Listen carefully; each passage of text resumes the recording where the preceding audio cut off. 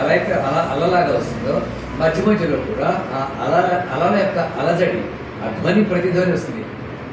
ఇందిర మందిర భక్త సుందర హృదయారవింద.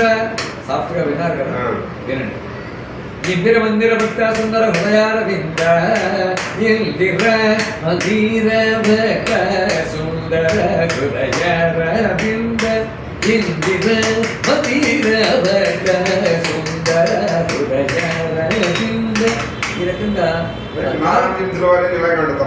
కలపై కాలాలన్నీ ఉంటాయి.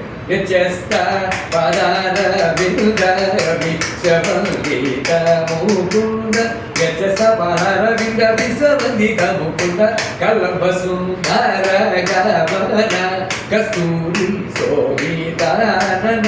కలంబ సుందర గమన కస్తూరి శోభితానన. కల్లభ సుందర గమన కస్తూరి శోభితానన. నలిన దళయతనయన నందనందన. కోపవధూజన నీలంగ కోటి మోగన. దళిత సంసార బంధన దారుణ వైనాశన. సంస్కృత పరిజ్ఞానం తరంగాలు. జావణి సుందర గమన అంటే మందగమనం లాగా నడుస్తాడు. అదే గజగమనం అంటే. జావళీలు స్వచ్ఛమైన తేట తెలుగులో ఉంటుంది. అది సినిమా లాగా తీసాడు. నా జావళి నేను రాసుకుని వచ్చాను. నా జావళి నాకు అది అంటే అలా జాలువార్త పెడుతుందా ఏంటి అసలు? జావళి అంటే ఒక నాయకుడు యొక్క